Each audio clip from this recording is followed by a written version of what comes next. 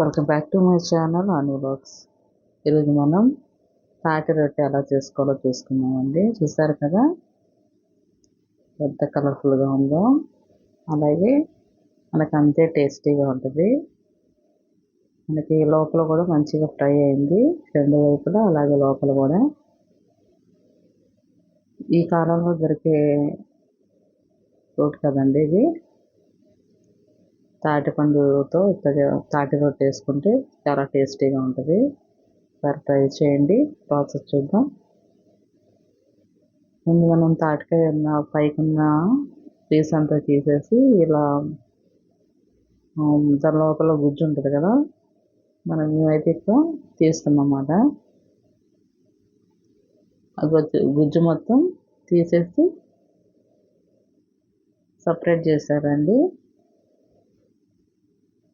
పీసులు లేకుండా తీయాలి, ఇలా సాఫ్ట్గా ఉండాలన్నమాట, పీసులు ఏం లేకుండా.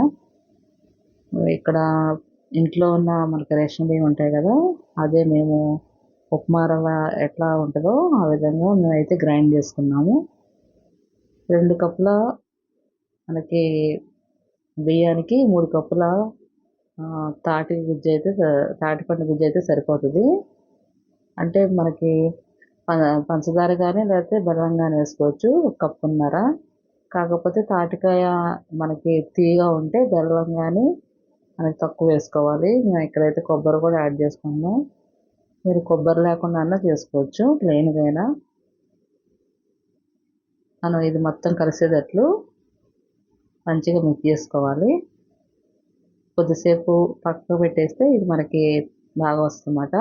బియ్యం అనేది తాటి గుజ్జులో నానుతాయి కదా, మనకి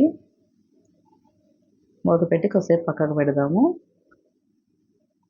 ఇప్పుడైతే స్టవ్ మీద ప్యాన్ పెట్టుకొని ఆయిల్ వేసుకొని మనం సిమ్లో పెట్టుకోవాలండి. ఇది ప్రాసెస్ చేసేటప్పుడు సిమ్లో పెట్టుకొని ఈ విధంగా మనకి ఎంత సైజు కావాలో అంత విధంగా చేసుకొని పెట్టుకోవాలి. ఇక్కడైతే మేము ఇట్లా వేసుకుంటున్నాము. అలాగే తిరగేసేది మిస్ అయింది. మీరు తిరగేసి కూడా సిమ్లో పెట్టి పైన మూత పెట్టి ఫ్రై అయ్యేలాగా చూసుకోండి.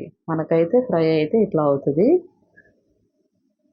ఆల్రెడీ ఒక పీస్ తీసి ఇట్లా చూపిస్తుంది అన్నమాట మీకు. అలాగే మా ఛానల్ లైక్ చేయండి, షేర్ చేయండి, సబ్స్క్రైబ్ చేయండి. Thank you all.